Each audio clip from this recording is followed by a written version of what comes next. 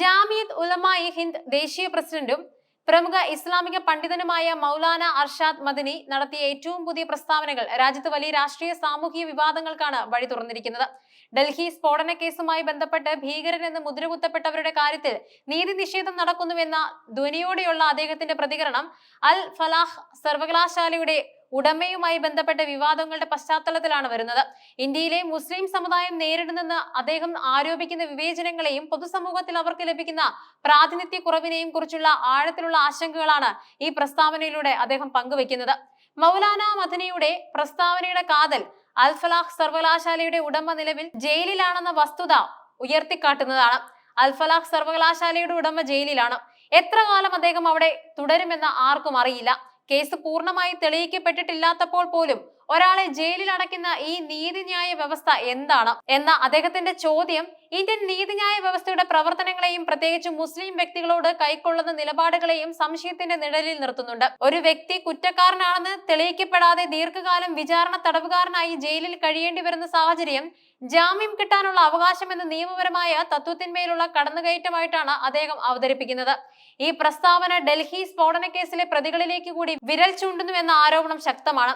കാരണം ഭീകരവാദ ആരോപണങ്ങളിൽപ്പെട്ട പല കേസുകളിലും വ്യക്തമായ തെളിവുകളുടെ അഭാവത്തിലും ആളുകൾ ദീർഘകാലം വിചാരണ നേരിടേണ്ടി വരുന്നുവെന്ന വിമർശനം ഇന്ത്യയിൽ പതിവായി ഉയരുന്ന ഒന്നാണ്. ഈ വിഷയത്തെ മുസ്ലിം സമുദായത്തിന് രാജ്യത്തെ ഉന്നത വിദ്യാഭ്യാസ ഭരണ തലപ്പുകളിൽ ലഭിക്കുന്ന പ്രാതിനിധ്യവുമായി ബന്ധപ്പെടുത്തിക്കൊണ്ടാണ് മദനി തന്റെ വാദത്തിന് ശക്തി കൂട്ടുന്നത്. നിലവിലെ സാഹചര്യത്തിൽ ഇന്ത്യയിലെ ഒരു സർവകലാശാലയിലും ഒരു മുസ്ലിമിന് വൈസ് ചാൻസലർ ആകുക അസാധ്യമാണ് എന്ന് അദ്ദേഹം ഉറപ്പിച്ചു പറയുന്നുണ്ട്. ഒരു മുസ്ലിമിന് വൈസ് ചാൻസലർ ആകാൻ കഴിഞ്ഞാൽ പോലും അവർക്ക് ജയിലിൽ പോകേണ്ടി വരുമെന്നും അദ്ദേഹം കൂട്ടിച്ചേർത്തു.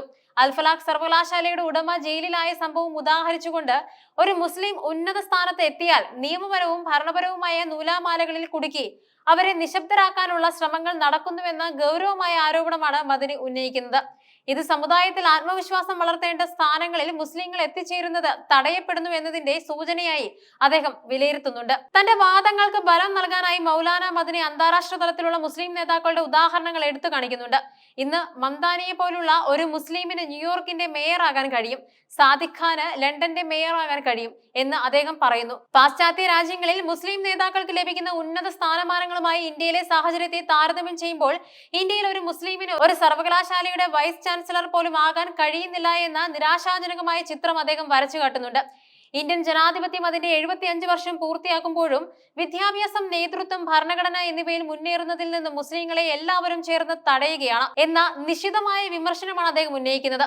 മുസ്ലിങ്ങൾ വളർന്നു വരാൻ ആരും അനുവദിക്കുന്നില്ലെന്നും മുസ്ലിങ്ങൾ തലയുയർത്താൻ കഴിയാത്ത അവസ്ഥയിലാകണമെന്നാണ് സർക്കാരുകളും ചിലരും ആഗ്രഹിക്കുന്നത് എന്നും അദ്ദേഹം ആരോപിക്കുന്നുണ്ട്. മൗലാന മദനി വിഷയത്തെ കേവലം സമകാലീന സംഭവമായി മാത്രം കാണുന്നില്ല. സ്വാതന്ത്ര്യം ലഭിച്ചതിന് ശേഷമുള്ള ദീർഘകാലത്തെ ഒരു ഗൂഢാലോചനയുടെ ഭാഗമായി ഇതിനെ അദ്ദേഹം വിലയിരുത്തുന്നുണ്ട്. സ്വാതന്ത്ര്യം മുതൽ ഗവൺമെന്റുകൾ മുസ്ലിങ്ങളെ ദുർബലപ്പെടുത്താൻ ശ്രമിച്ചുകൊണ്ടിരുന്നു. അവർ മുസ്ലിങ്ങളിൽ നിന്നും അടിസ്ഥാനം പിടിച്ചെടുക്കാൻ ആഗ്രഹിക്കുന്നു. വലിയൊരളവിൽ അവർ അങ്ങനെ ചെയ്തിട്ടുമുണ്ട് എന്ന പ്രസ്താവനയിലൂടെ വിദ്യാഭ്യാസം, സാമ്പത്തികം, രാഷ്ട്രീയ അധികാരം തുടങ്ങിയ അടിസ്ഥാന മേഖലകളിൽ മുസ്ലിങ്ങളെ പിന്നോട്ടടിക്കാനുള്ള ആസൂത്രിത നീക്കങ്ങൾ നടക്കുന്നുണ്ടെന്ന് അദ്ദേഹം ആരോപിക്കുന്നുണ്ട്. ഈ സാഹചര്യമാണ് ഇന്നത്തെ മുസ്ലിങ്ങൾ നിരാശരാണ് എന്ന അവസ്ഥയിലേക്ക് അവരെ കൊണ്ടെത്തിച്ചത് എന്നും അദ്ദേഹം കൂട്ടിച്ചേർക്കുന്നു.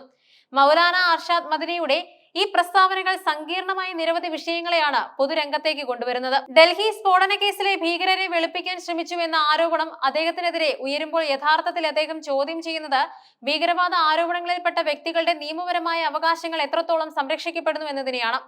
രാജ്യത്തെ ഉന്നത സ്ഥാനങ്ങളിൽ മുസ്ലിങ്ങൾ എത്തിയാൽ നിയമ നടപടികൾ നേരിടേണ്ടി വരുമെന്ന അദ്ദേഹത്തിന്റെ ആശങ്ക സമുദായത്തിനിടയിൽ നിലനിൽക്കുന്ന അരക്ഷിതാവസ്ഥയുടെ പ്രതിഫലനമായിട്ടാണ് പലരും കാണുന്നത്. ഈ പ്രസ്താവന തീർച്ചയായും വലിയ രാഷ്ട്രീയ ധ്രുവീകരണത്തിന് വഴിയൊരുക്കും. മദനിയുടെ വാക്കുകളെ ന്യൂനപക്ഷ പ്രീണനമായും രാജ്യവിരുദ്ധമായും ചിലർ ചിത്രീകരിക്കുമ്പോൾ മറ്റൊരു വിഭാഗം ഇത് മുസ്ലിം സമുദായം നേരിടുന്ന യഥാർത്ഥ പ്രശ്നങ്ങളെയാണ് തുറന്നു കാണിക്കുന്നതെന്ന് വാദിക്കുന്നു. ഉന്നത വിദ്യാഭ്യാസ മേഖലയിലെ നേതൃത്വ സ്ഥാനങ്ങളിൽ മുസ്ലിങ്ങൾക്കുള്ള പ്രാതിനിധ്യം കുറവാണെന്ന അദ്ദേഹത്തിന്റെ വാദം സാമൂഹിക സ്ഥിതിവിവര കണക്കുകൾ വെച്ച് പരിശോധിക്കേണ്ട ഒന്നാണ്. ഭരണഘടന ഉറപ്പു നൽകുന്ന അവസര സമത്വം ഇവിടെ പാലിക്കപ്പെടുന്നുണ്ടോ എന്ന ചോദ്യം പ്രസക്തമാകുന്നു. മൗലാന അർഷാദ് മദനിയുടെ പ്രസ്താവനകൾ കേവലം ഒരു വിഷയത്തിൽ ഒതുങ്ങുന്നില്ല. ഇത് നീതിന്യായ വ്യവസ്ഥയുടെ നിഷ്പക്ഷത, മുസ്ലിം സമുദായത്തിന്റെ സാമൂഹിക രാഷ്ട്രീയ പ്രാതിനിധ്യം, ഭീകരവാദ കേസുകളിലെ വിചാരണ നടപടികൾ, സമുദായം നേരിടുന്ന ചരിത്രപരമായ വിവേചനങ്ങൾ എന്നിവയെക്കുറിച്ചുള്ള വലിയൊരു സംവാദത്തിന് തുടക്കമിടുന്നുണ്ട്. ഡൽഹി സ്ഫോടന കേസിലെ പ്രതികളെ വെള്ളപൂശുന്നുവെന്ന ആരോപണം നിലനിൽക്കുമ്പോഴും അദ്ദേഹത്തിന്റെ വാക്കുകൾ ഇന്ത്യയിലെ ന്യൂനപക്ഷങ്ങളുടെ ആഴത്തിലുള്ള ആശങ്കകളെയാണ് പ്രതിഫലിപ്പിക്കുന്നത്. മുസ്ലിങ്ങൾ നിരാശരാണെന്നും അവർക്ക് തലയുയർത്താൻ കഴിയാത്ത അവസ്ഥയിലേക്ക് സമൂഹം തള്ളിവിടുന്നുവെന്നുമുള്ള അദ്ദേഹത്തിന്റെ നിരീക്ഷണം ഇന്ത്യൻ മതേതരത്വത്തിന്റെയും ജനാധിപത്യത്തിന്റെയും ആരോഗ്യത്തെക്കുറിച്ചുള്ള സുപ്രധാനമായ ചോദ്യങ്ങൾ ഉയർത്തുന്നുണ്ട്.